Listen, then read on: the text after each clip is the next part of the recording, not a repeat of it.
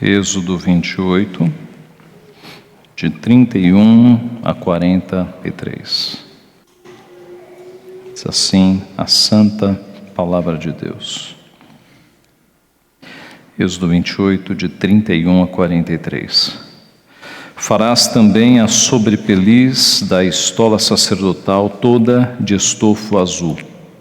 No meio dela haverá uma abertura para a cabeça, será debruada essa abertura como a abertura de uma saia de malha, para que não se rompa.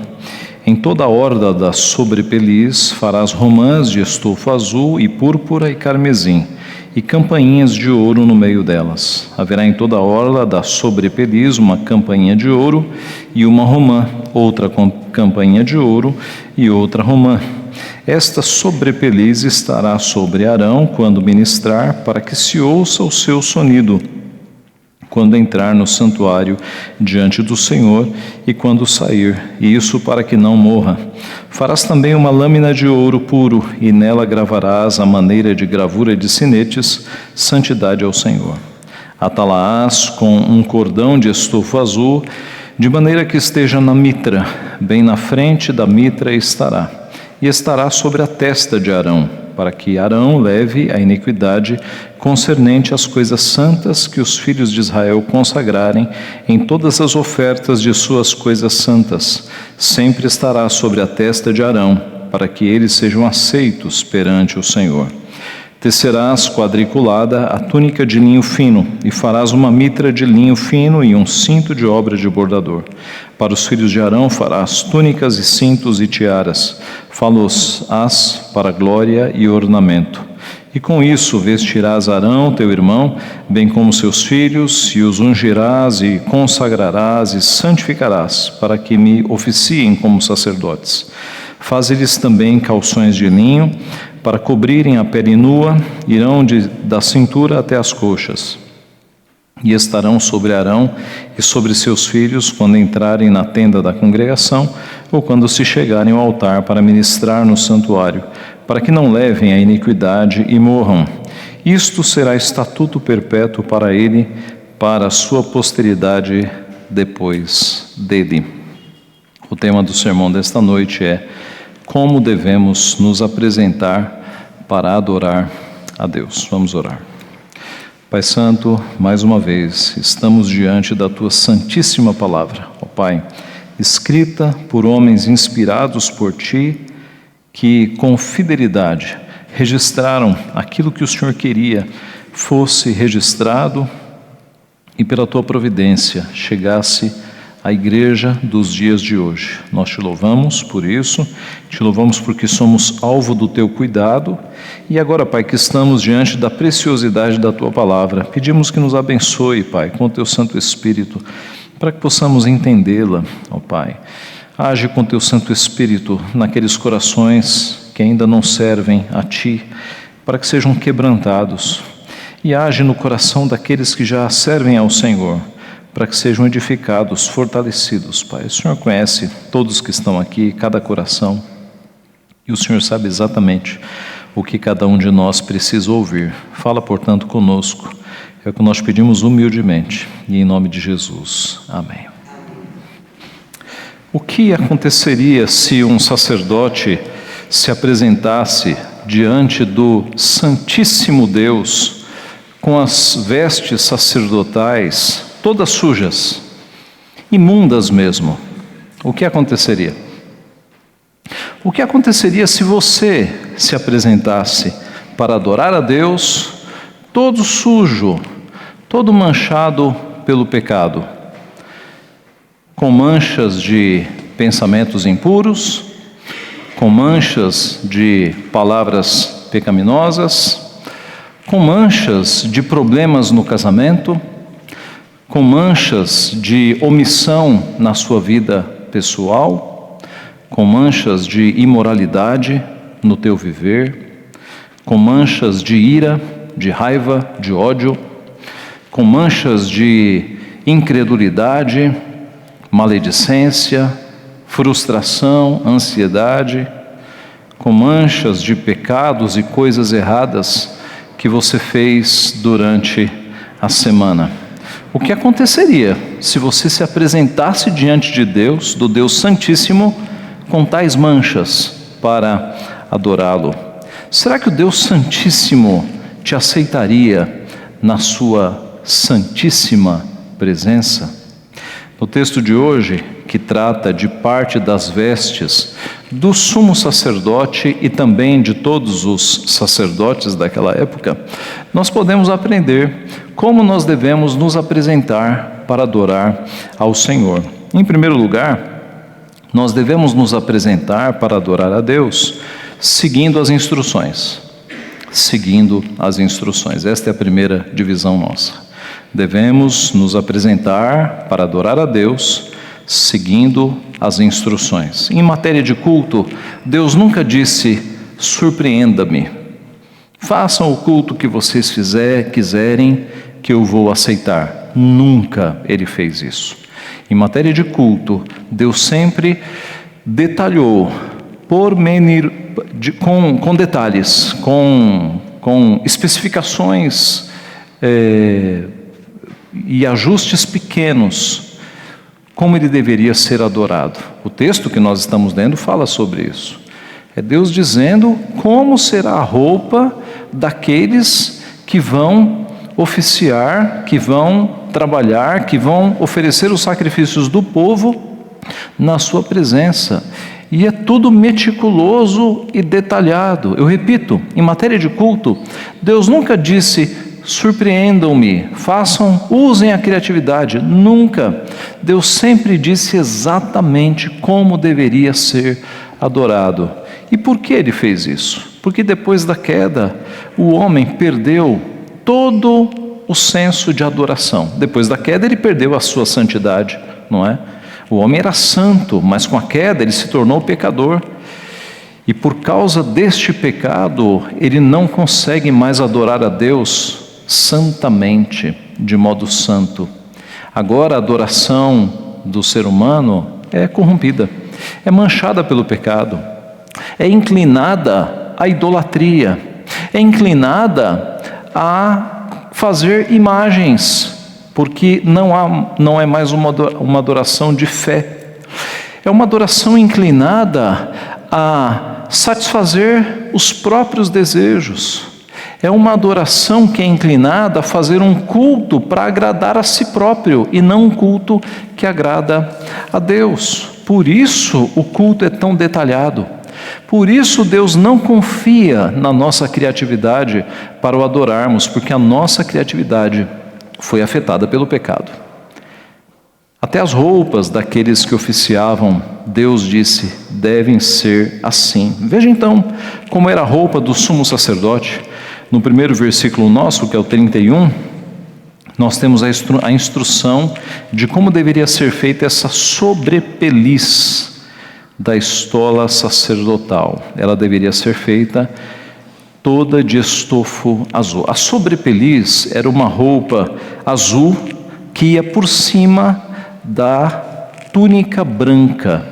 Então, de dentro para fora, o sumo sacerdote usava calções de linho, depois uma túnica branca, depois essa sobrepeliz, que era uma roupa azul que ia por cima da branca, e por cima de todas essas vestes, o que eles chamavam de éfode, que era uma espécie de avental de cor púrpura.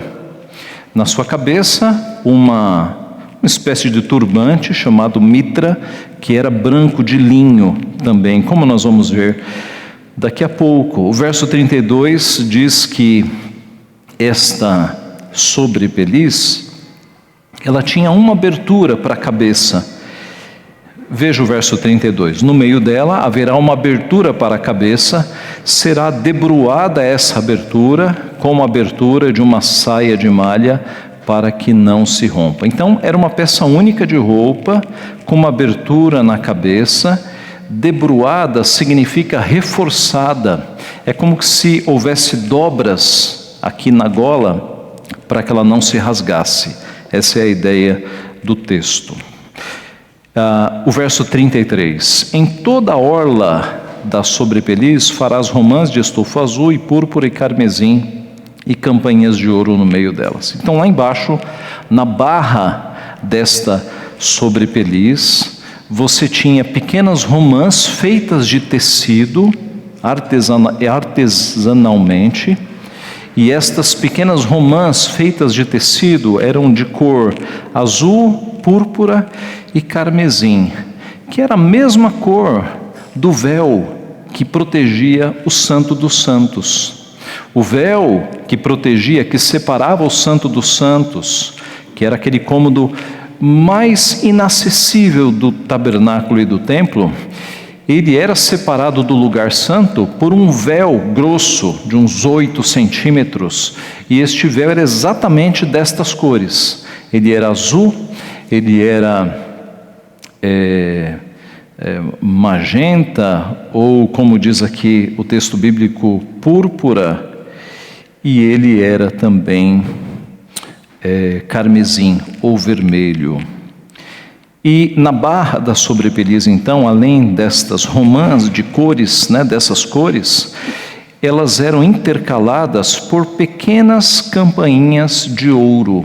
Então, uma romã, uma campainha, uma romã, uma campainha. O verso 34 e 35 dá mais detalhes. Haverá em toda a orla da sobrepeliz uma campainha de ouro e uma romã, outra campainha de ouro, outra romã. Esta sobrepeliz estará sobre Arão quando ministrar, para que se ouça o seu sonido quando entrar no santuário diante do Senhor e quando sair, e isto para que não morra.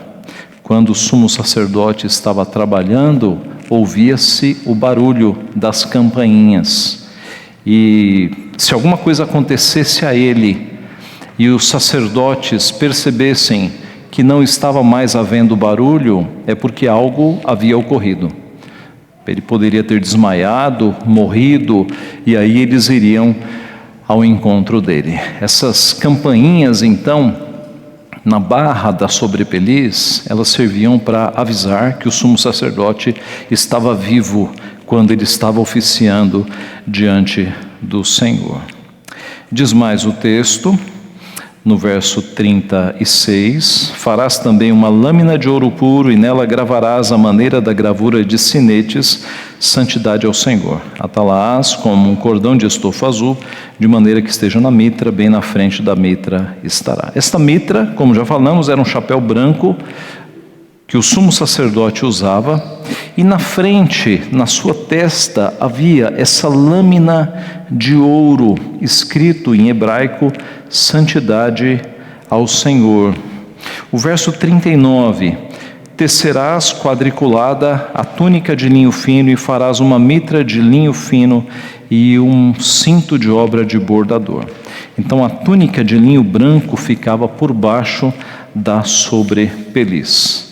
E terminando a descrição, verso 42, faz-lhes também calções de linho para cobrirem a pele nua, irão da cintura às coxas. Essa era a roupa de baixo dos sacerdotes. Observe que tudo detalhado. E você percebeu que não houve nenhuma provisão para os pés, porque eles oficiavam descalços.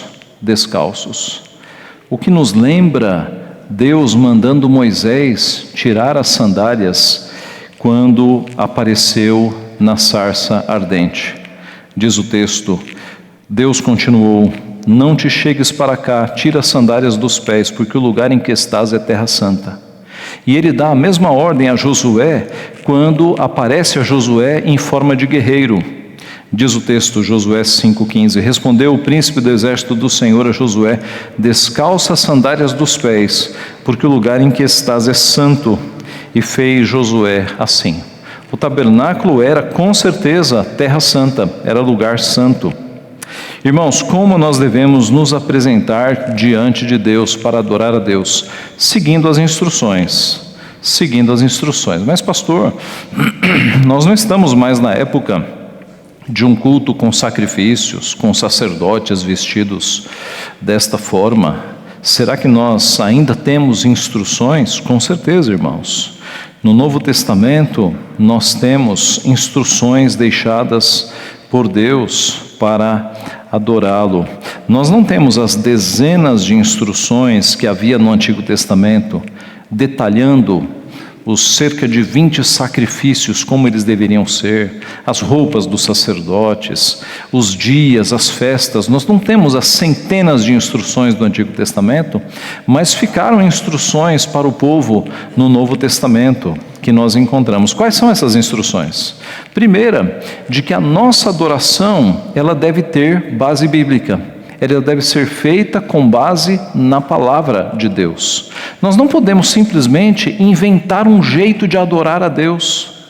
Você já deve ter percebido como existem cultos diferentes no chamado meio evangélico. Cada denominação faz um culto diferente, cada igreja faz um culto diferente. Por quê? Porque não estão atentos à forma como a Bíblia manda fazer o culto. Simplesmente inventam coisas, e usam de uma criatividade, achando que estão agradando a Deus, mas não estão, porque Deus é muito rígido quando o assunto é culto. Então o primeiro princípio que nós temos no Novo Testamento é: a adoração, ela é baseada na palavra, e só na palavra. Nós temos uma série de textos, mas eu serei breve aqui. Por exemplo, Paulo falando aos Coríntios, capítulo 11, porque eu recebi do Senhor o que também vos entreguei. Observe que Paulo, ele percebe que ele não tem autorização para aumentar ou para diminuir. O que eu recebi do Senhor eu vos entreguei. E ele diz isso em 1 Coríntios 11 e em 1 Coríntios 15. Antes de tudo, vos entreguei o que também recebi. Então, em matéria de culto, nós devemos fazer exatamente aquilo que nós recebemos da palavra. Este é o primeiro princípio. A Confissão de Fé de Westminster sumariza isso dizendo o seguinte: o modo aceitável de adorar o verdadeiro Deus é instituído por Ele mesmo, e é tão limitado pela sua própria vontade revelada, que ele não pode ser adorado segundo as imaginações e invenções dos homens, ou sugestões de Satanás, nem sob qualquer representação visível ou de qualquer outro modo não prescrito nas Santas Escrituras. Então, tudo que nós fazemos no culto tem que ter base bíblica. O culto tem pregação porque nós temos base bíblica. O culto tem música, tem adoração por modo musical, porque nós temos base bíblica para isso. O culto tem oração porque nós temos base bíblica. Todos os elementos que nós fazemos no culto, nós temos que ter versículos dando apoio. Se um dia alguém trouxer aqui para a igreja uma ideia para se fazer algo diferente no culto, sem base bíblica, digam não. A adoração bíblica tem que ser baseada sempre nas Escrituras. Um segundo princípio que nós encontramos no Novo Testamento é que a adoração tem que ser teocêntrica. O que é teocêntrica? É Deus no centro. Deus no centro. O único a ser adorado num culto, o único a ser louvado, o único a ser homenageado em um culto é Deus.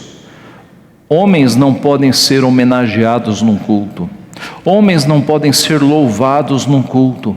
O culto tem Deus no centro, não homem. Sempre Deus no centro. É isso que a palavra de Deus nos mostra. Um terceiro princípio do Novo Testamento é que a adoração, ela é dialogal ou responsiva. Há um diálogo entre o povo de Deus que está reunido e o Deus que está aceitando o culto. Então Deus fala conosco e nós respondemos. Deus fala e nós respondemos. Não é uma missa. Na missa você apenas assiste. E no passado, há uns 50 anos atrás, você entrava numa missa e encontrava um padre de costas para o povo, falando em latim, uma língua que você não entendia. O culto não é assim. Desde o Antigo Testamento, o culto é responsivo, é dialogal. Deus fala e o povo responde. No Antigo Testamento, Deus falava e o povo dizia amém. Deus falava e o povo entoava louvores. E nos cultos que nós prestamos hoje, pode perceber, é a mesma coisa. Nós começamos este culto com Deus falando no Salmo 93 e nós respondemos com uma oração de adoração. Depois, nós falamos com Deus, nós respondemos também com um cântico, com o hino Trindade Santíssima. Depois Deus falou de novo em Isaías 6, de 1 a 7, e nós respondemos com oração. E aí Deus nos deu a certeza do perdão, falando em Colossenses 1, 21 e 22. E nós respondemos com 2 cânticos e com oração. E o culto, ele é assim. E depois desse sermão, nós teremos um hino de resposta. Deus fala com o seu povo, o povo responde. Deus fala, o povo responde. E a direção é sempre vertical. É Deus falando, o povo respondendo. Deus falando, o povo respondendo. De modo que não cabe horizontalidades. Não cabe vire para o teu irmão e fale que o ama e dê um abraço nele. Levante-se do seu lugar e vá cumprimentar o seu vizinho. Essas coisas não cabem no culto, porque elas são horizontais. No culto tudo é vertical. Nós não damos avisos nos cultos, nós não fazemos homenagens nos cultos, nós não fazemos nada no culto que não seja para adorar a Deus, para falar a Deus. E tudo no culto que tem a ver com a palavra é Deus falando com o seu povo. Então o culto é responsivo, é dialogal. Em quarto lugar, um outro princípio muito claro no Novo Testamento: a adoração é simples. A adoração é simples. No Antigo Testamento, a adoração não era simples, era complexa, era sensorial, eu diria. Era complexa porque você tinha quase 20 sacrifícios diferentes. Os sacerdotes tinham que decorar como os sacrifícios eram feitos. E não apenas como se fazia, como, dependendo do adorador, mudava a forma de apresentar o mesmo sacrifício. Se fosse do povo, era de um jeito. Se fosse um sacerdote oferecendo sacrifícios pelos seus pecados, era de outro jeito. Se fosse um rei ou um príncipe, era de outro jeito. Então, era uma diversidade e uma complexidade de sacrifícios gigante. E no Antigo Testamento, o culto era sensorial, era dos sentidos. O tabernáculo, ele era cheio de cores. O véu era azul, vermelho, púrpura.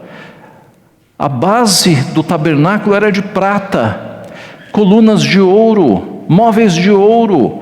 Era sensações e cores para todos os lados. E o templo era assim também. No Novo Testamento, meus irmãos, o culto é simples, porque todas essas coisas do Antigo Testamento apontavam para Jesus Cristo. E uma vez que Cristo veio, toda essa complexidade ficou no passado. E agora o culto é simples. E Jesus teve essa conversa com a mulher samaritana em João capítulo 4.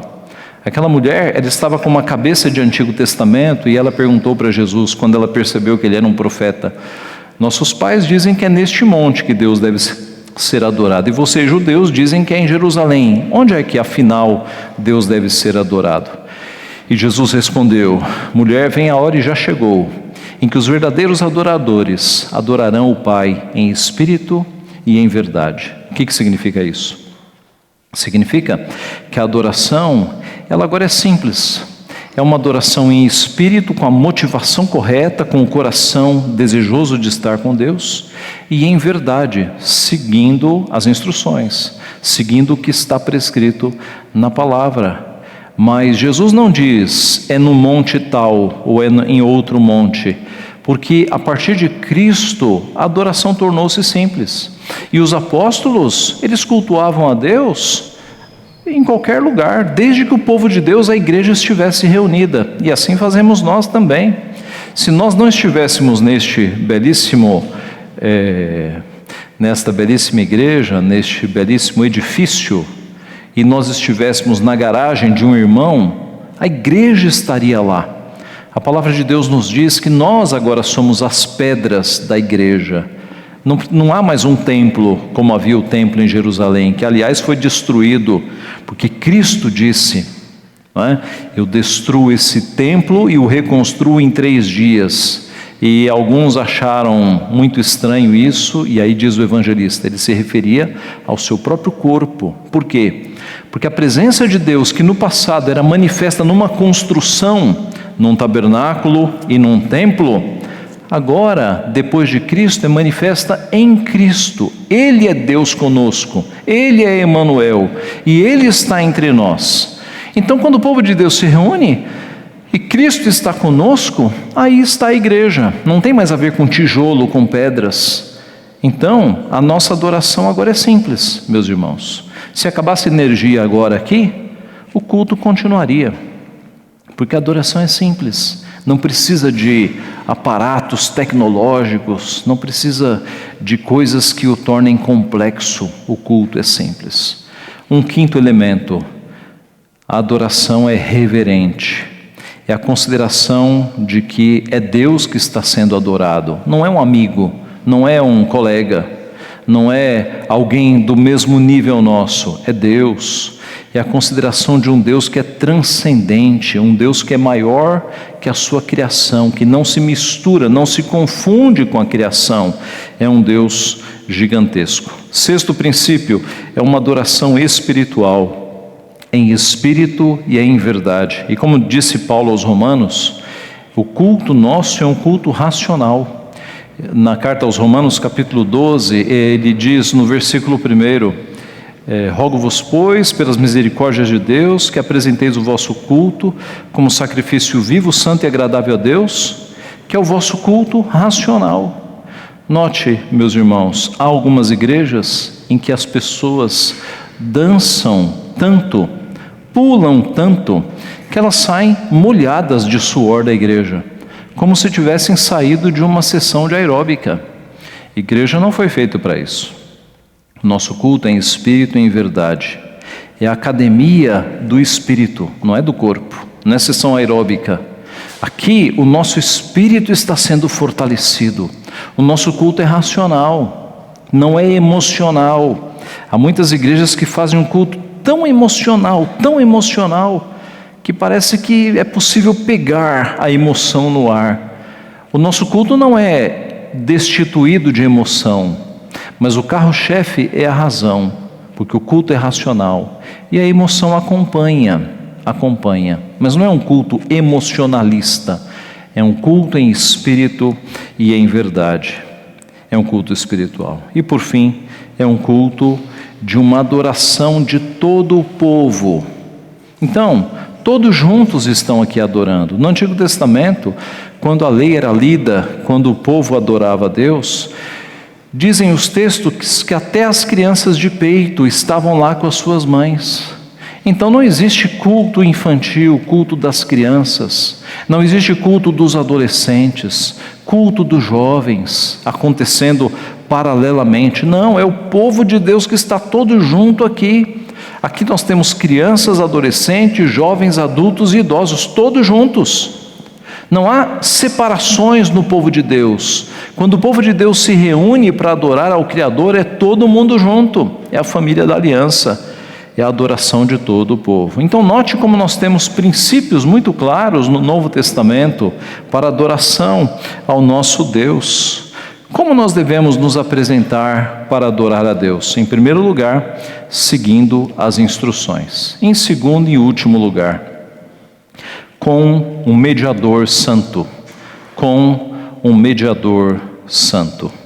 O povo, na época deste texto, não podia oferecer um culto sem um mediador, sem um intermediário que pegasse o sacrifício e apresentasse diante de Deus. Era preciso um mediador, era preciso um intermediário. Você não podia entrar lá no tabernáculo, deixa que eu faço, e fosse lá apresentar o teu sacrifício. De jeito nenhum.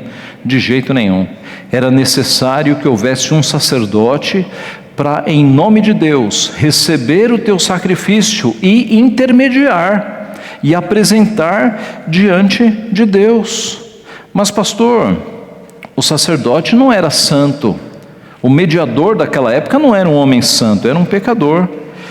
Foi por isso que Deus exigiu que os sacerdotes se santificassem e se apresentassem corretamente diante do povo. Veja o versículo 36 do teu texto.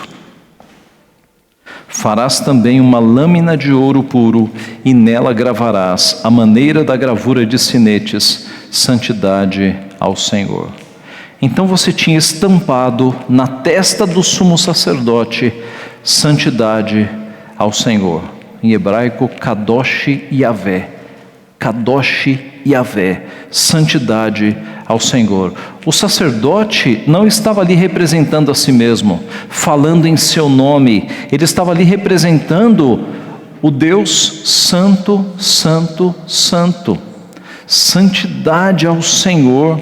Quando a pessoa se aproximava do sumo sacerdote e olhava aquela figura, só havia uma coisa para ser lida: santidade ao Senhor, na testa do sacerdote. A santidade de Deus é o atributo mais enfatizado nas Escrituras. Como disse o pastor Sproul, nós não temos na Escritura alguém dizendo amoroso, amoroso, amoroso, ou dizendo misericordioso, misericordioso, misericordioso, ou dizendo justo, justo, justo. Mas nós temos os anjos dizendo santo, santo, santo. A santidade de Deus é aquilo que dá qualificação a todos os atributos de Deus. O amor de Deus é santo, a bondade de Deus é santa, o conhecimento de Deus é santo, a eternidade de Deus é santa, a fidelidade de Deus é santa, a graça de Deus é santa, a imutabilidade de Deus é santa. A sua independência é santa, a sua infinitude, a sua ira, o seu juízo, a sua justiça, a sua majestade, todos são santos. A misericórdia de Deus é santa, a onisciência de Deus é santa, a paciência de Deus é santa, o seu poder é santo, a sua sabedoria, a sua soberania, a unidade de Deus é santa, a verdade, a vontade de Deus, todos os seus atributos, eles são santos e perfeitos, de modo que a santidade qualifica todos os atributos de Deus. Por isso ele é santo, santo, santo. Tudo em Deus é santo. Por isso, uma lâmina de ouro na testa do sumo sacerdote: santidade ao Senhor, santidade ao Senhor. E diz o texto no verso 38, para que leve a iniquidade. Os sacerdotes estavam ali como mediadores entre Deus e homens, e eles sacrificavam os animais, os homens traziam os animais, e os sacerdotes os sacrificavam os animais, para que pelo sangue as iniquidades daqueles homens que estavam oferecendo fossem expiadas, purificadas pelo sangue. E era só assim que eles poderiam ser aceitos na presença de Deus. O verso 41 ainda dá essa ênfase de santificação, de consagração. E com isto vestirás Arão, teu irmão, bem como seus filhos, e os ungirás e os consagrarás e santificarás, para que me oficiem como sacerdotes. Observe a ênfase do texto na santificação. Aqueles homens deveriam buscar santificação. Como nós devemos nos apresentar para adorar a Deus? Em primeiro lugar, seguindo as instruções da palavra. Em segundo lugar, com um mediador santo, hoje, nos nossos dias. Mas pastor, como assim? Nós ainda precisamos de um mediador santo? Com certeza. Na nova aliança, Cristo faz este papel. Na nova aliança, Cristo é este mediador santo. Na nova aliança, ou no Novo Testamento, onde nós estamos? Cristo é aquele que faz a ligação entre nós e o Deus Santo, Santo, Santo. E nós temos muitos versículos que tratam sobre isso. Por exemplo, 1 Timóteo 2,5. Porquanto há um só Deus e um só mediador entre Deus e os homens, Cristo Jesus, homem.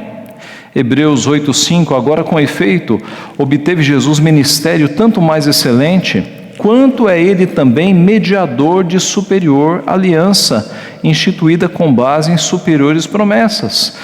O autor de Hebreus, ele mostra em vários versículos que Cristo é um mediador superior àqueles homens do Antigo Testamento. Por quê?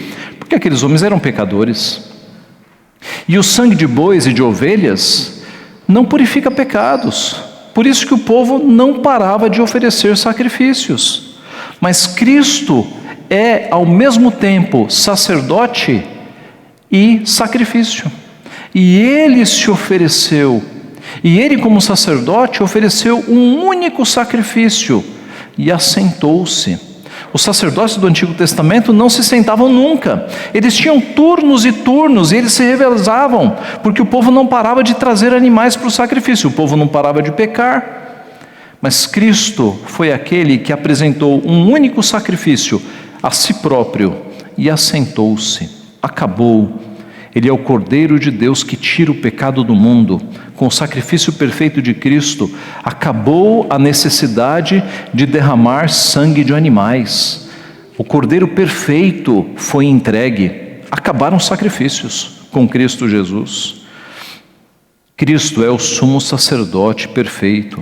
Hebreus 2,17 diz assim: por isso mesmo convinha que em todas as coisas se tornasse semelhante aos irmãos, para ser misericordioso e fiel sumo sacerdote nas coisas referentes a Deus e para fazer propiciação pelos pecados do povo. Tendo, pois, a Jesus, Filho de Deus, como grande sumo sacerdote que penetrou os céus, conservemos firme a nossa confissão, porque não temos sumo sacerdote que não possa compadecer-se das nossas fraquezas. Antes foi ele tentado em todas as coisas, a nossa semelhança, mas sem pecado. Com efeito, nos convinha um sumo sacerdote como este, santo, inculpável, sem mácula, separado dos pecadores e feito mais alto do que os céus. Então Jesus é o nosso mediador, é o nosso sumo sacerdote, santo, inculpável, sem mácula. Concluindo, o que aconteceria se um sacerdote se apresentasse diante do Santíssimo Deus com as vestes sacerdotais todas sujas, todas imundas? O que aconteceria? O que aconteceria se você, depois de uma semana de pecado, se apresentasse para adorar a Deus todo sujo, todo manchado com os teus pecados? Abra a tua Bíblia em Zacarias capítulo 3. Zacarias capítulo 3.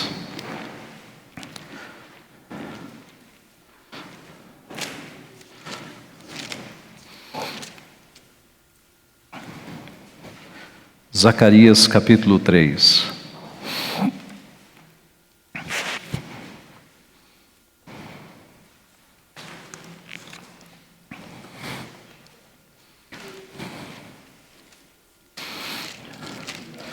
Zacarias está no finalzinho do Antigo Testamento, antes de Malaquias.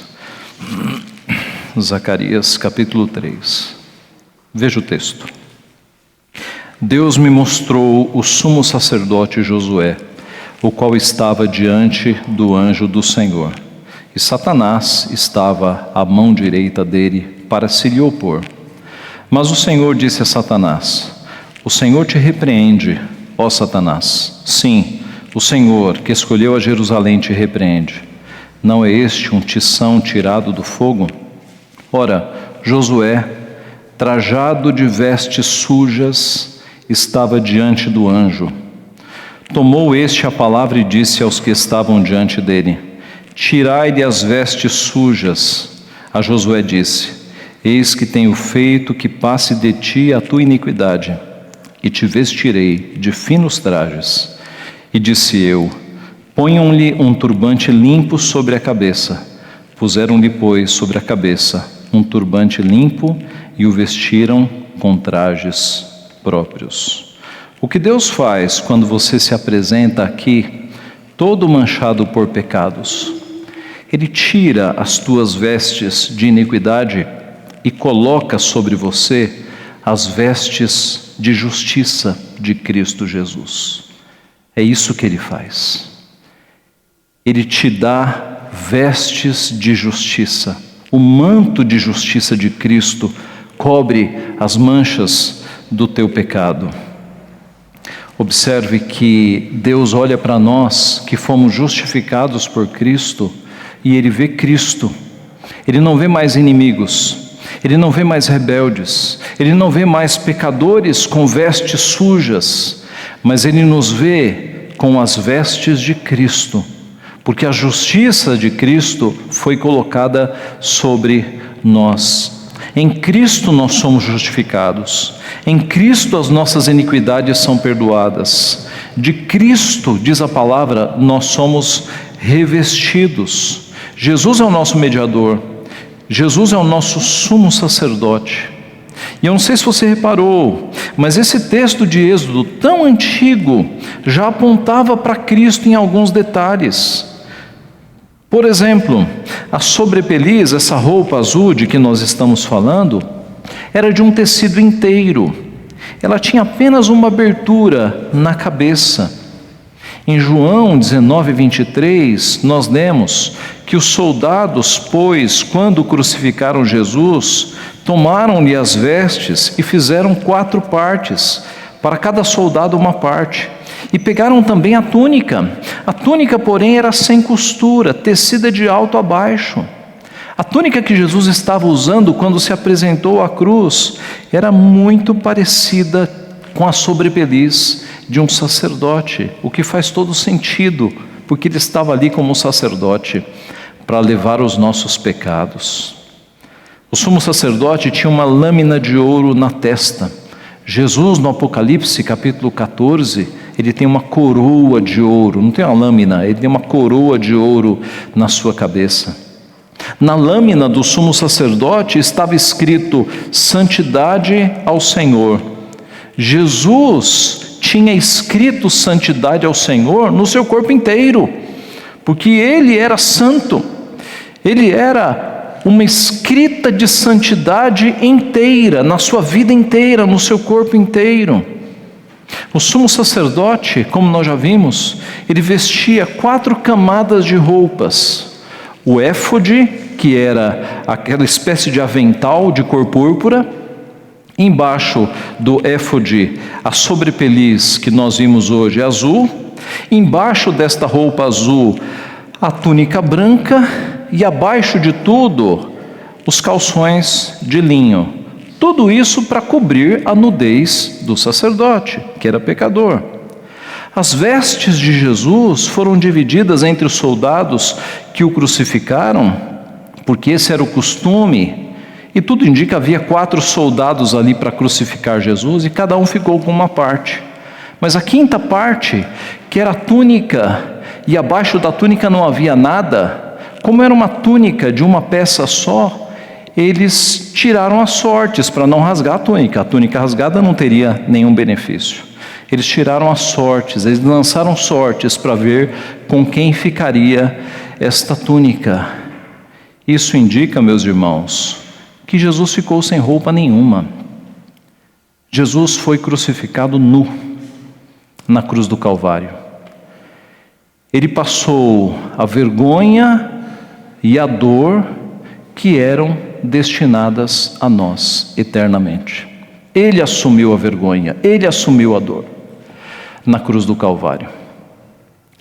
Ele foi crucificado nu para que nós fôssemos vestidos com as suas vestes de justiça e não passássemos pela vergonha eterna. Irmãos, nós não temos sumo sacerdote que não possa compadecer-se das nossas fraquezas, pois ele foi tentado em todas as coisas, ele foi provado em todas as coisas, a nossa semelhança, mas sem pecado. E com efeito, nos convinha um sumo sacerdote como este, santo, inculpável, sem mácula, separado dos pecadores e feito mais alto do que os céus. Louvado seja o nome do nosso Senhor Jesus Cristo. Amém.